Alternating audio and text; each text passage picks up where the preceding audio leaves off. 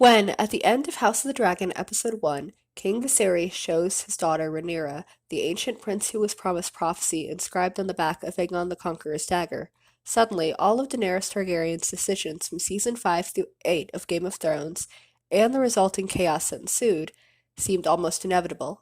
It was no longer surprising that Dany would succumb to her family's genetic legacy of unfathomable narcissism, or that, in the split-second reminder of some of her worst unresolved core traumas, and all that she's lost in order to obtain the possibility of the Iron Throne, or even get to Westeros, she would snap and an entire continent would burn. She does come from a family of Nazis, after all. Perhaps one of the most fascinating and telling aspects about the Targaryen dynasty is everyone's complete inability, or perhaps willful ignorance, to legitimately analyze and deconstruct their own family's history.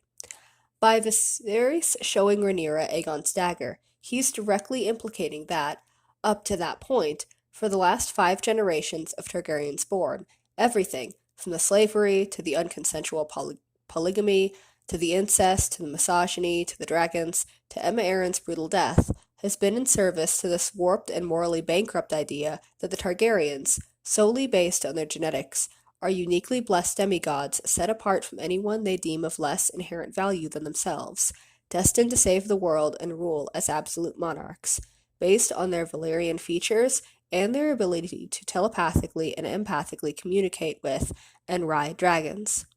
Not only is this concept elitist as hell and absolutely batshit insane for any rational human to think, but none of these factors used to justify their tyranny are in any way unique to the Targaryen family. The Starks, Arryns, Royces, Manderlys, Blackwoods, Brackens, Wents, Lostons, Rhaegars, and even the Lannisters are all telepaths. House Baratheon, Dondarrion, Velaryon, Celtigar, Hightower, Dane, and Martell all have Valyrian genetics, and the Northmen and Greyjoys have stories of various dragons that existed on their land long before the Targaryens ever conquered Westeros. Not to mention Braavos and the cities of Lys, Pentos, Myr, and Tyrosh in Essos, and all of the bastard Valyrian children that keep popping up throughout this story, as well as the working-class common people in Westeros who claimed dragons during the dance. And since we're on the topic of perceived genetic supremacy, I suppose now's as good a time as any to bring up Rhaegar. Prince Rhaegar, who, in his supreme cosmic narcissism, genuinely believes that through his special genetic bloodline, a bloodline that at least half of Westeros probably has, by the way, and this isn't counting Dorne or Essos, he'll create the savior of the West.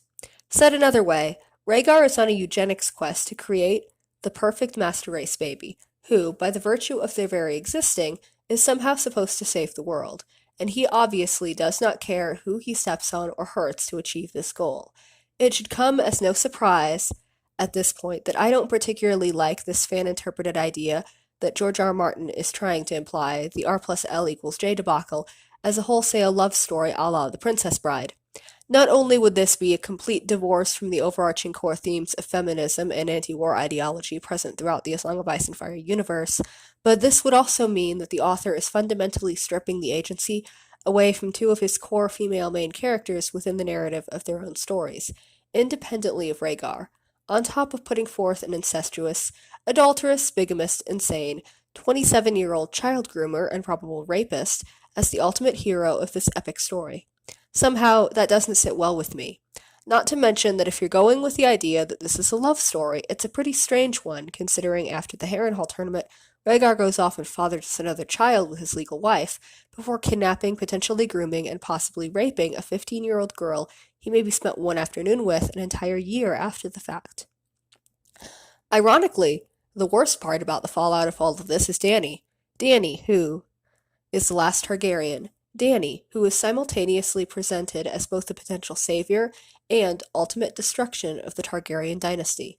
Dany, who, it should be noted, George R. R. Martin introduces us to, simultaneous to the knowledge that she is about to marry into a culture of mass-murdering, savage, misogynistic rapists with no other marketable skills outside of fighting, who themselves dream of nothing more than building an army to conquer the world and obliterate the bloodlines of anyone and everyone that stands in their way or who they see as enemies.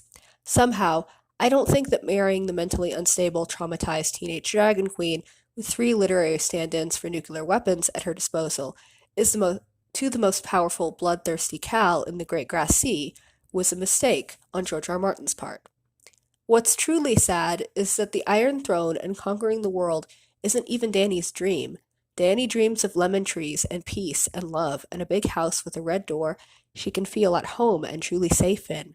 Being a living monomoth was Viserys' dream, not Dany's, but after her kinsman's death, it seems like the same madness and paranoia that affects all of the Targaryens is beginning to affect Dany too. By the end of A Dance of Dragons, we see a paranoid, bleeding, half-crazed Dany flying off with Drogon to return to the Great Grass Sea where her story began, exactly where she doesn't want to be.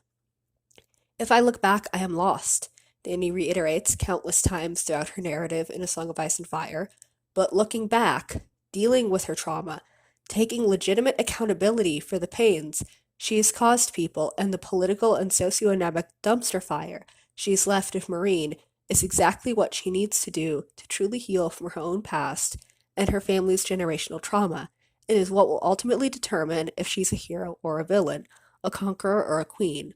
Because if Dany doesn't learn these lessons and gets to Westeros with 3 dragons and an entitlement complex to rival the Lannisters, the only guaranteed outcome is that a whole lot of people are going to go up in flames. But what do you guys think? I'd love to hear your thoughts down in the comment section down below. And if you like this video and want to support my channel, don't forget to like, share, comment, and subscribe down below. I'll see you guys next time. Bye!